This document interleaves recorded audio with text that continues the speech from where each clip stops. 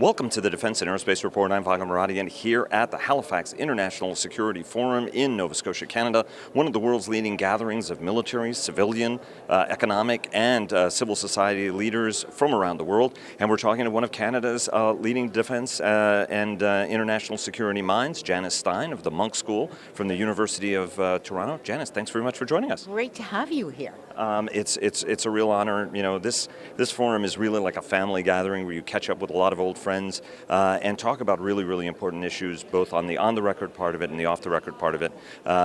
You just came out of the nuclear panel discussion. General Hyten, head of U.S. Strategic Command, Boogie Ya'alon, Israel's former defense minister, as well as Korean former U.S. officials. Talk to us a little bit. We have a tendency of always focusing on international security from a Washington perspective. I want to get kind of a Canadian perspective on what some of the leading threats are and what we can do about it. And let's start with North Korea, for example. That panel discussion focused a lot on it. From your perspective, what's the diagnosis of the problem and what's the prescription for a cure?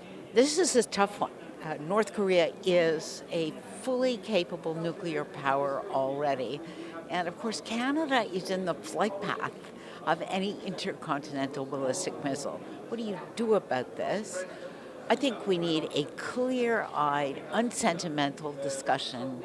We live with North Korea as a nuclear power, and we use the best strategies of deterrence and containment that we've developed over years. This is not a new problem.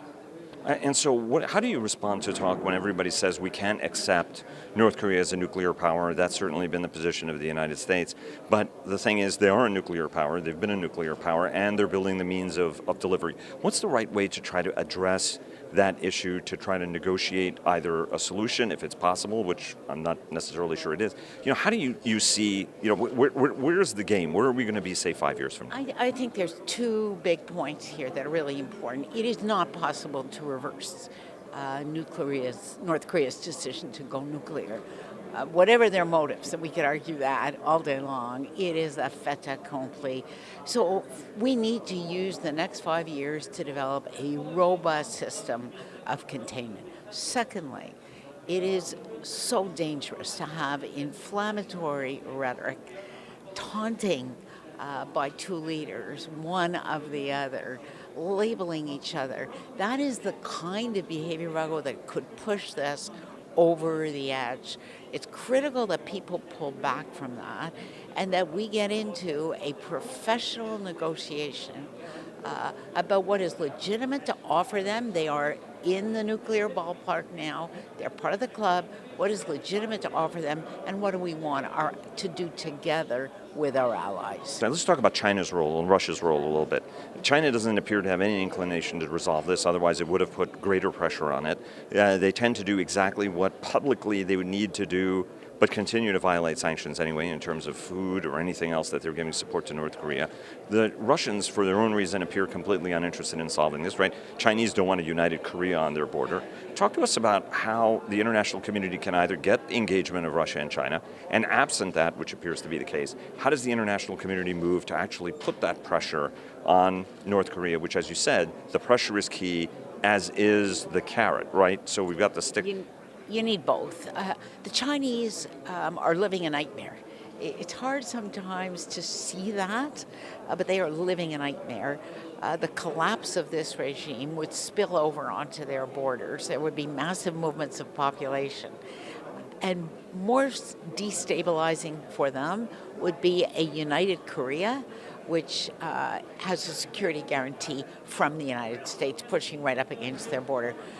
The President of the United States, no matter who it is unlikely to get much more from China. They can do more on banking, and that's very effective. SWIFT codes, the ability to transfer money internationally, there is some room there.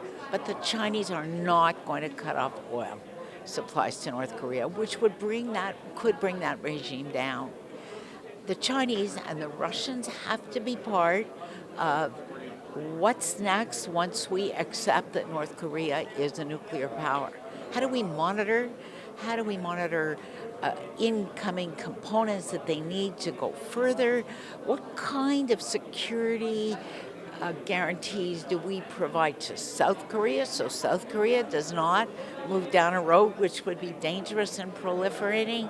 And how do we think about Asia at a time when it will have not only China as a nuclear power, but Japan with its finger on the trigger and very scared, and North Korea as members of the nuclear club? It's a new world.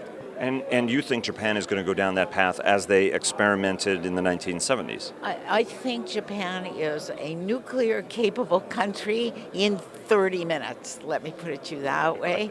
They've got them in the basement in pieces. Yes. They could do it if they have to. They just have to put those pieces together. They are terrified by the withdrawal of the United States, what they see as the withdrawal of the United States. So the third piece of this is the United States needs to convince allies that it is a stable, credible guarantor. That reputation has frankly taken a bit of a hit. And did President Trump do anything to reverse that impression during his 12-day trip through the region? I'm not sure that he did, because mixed messages came out of that trip. You heard discussions of an Indo-Pacific alliance of democracies, which actually received very little attention. And the optics were a very friendly meeting with Xi Jinping, and then almost on the side meeting with Vladimir Putin. And what that reinforces for people, even in Canada, for Canadians looking at this, is President Trump is very comfortable with other leaders who are looking backwards, want to make their country great again, and doesn't have a natural affinity for democratic leaders who are facing unprecedented challenges at this time. And let me ask you a final question about what you see as some of the other key security threats that the international community has to address. So cyber is a huge threat. It's something that we worry very much about in Canada. We have a federal election coming up. We saw the cusp of that in the U.S. election. There are much more invasive kinds of interference that can take place. That's got to be a priority. And I'm going to add a third one, which nobody talks about. Unemployed young men who have very little hope for the future. They are the group that are destabilizing developed democracies, and they are the groups that are armed, either as gangs or in other more extremist organizations. There's almost no discussion of that. That's the single most destabilizing factor we face over the next 10 years. I guess popes in the Middle Ages used to send them off to do things to not make trouble at home. I think people don't understand that that's how the Crusades started up. A lot of noblemen beating each other up in Europe, and the Pope said, hey, maybe you guys want to go over there, not necessarily endorsing, by the way, another crusade. But what would be some strategies and policies the international community can use for that, right? General Allen last year here, now the president of the Brookings Institution, talked about the importance of a Marshall Plan for the Middle East to try to employ that. You've heard Israeli leaders talk about that all the time in the Palestinian and Gaza context, the West Bank and Gaza context. Give kids a job, they're not going to be throwing rocks, they'll be engaged in the political process and society as a whole. What are some of the methods that the wealthy countries of the world can employ, both domestically but internationally, to try to address this? Here's one really practical one. Education for boys. We have a high dropout rate of boys all over the world. We can go around the world, and we have a problem in Canada, in parts of Canada, with a high dropout rate of high school for boys. We need to rethink the way we educate boys. We need to create schools where boys can move around and do things and apply what they learn. And we need a smart, targeted strategy in the digital age to keep boys in school. That is a coalition that can be built with private sector leadership and smart leadership that crosses the developed divide. Janice, thank you so much. Really enjoyed it. It's a pleasure, Vago.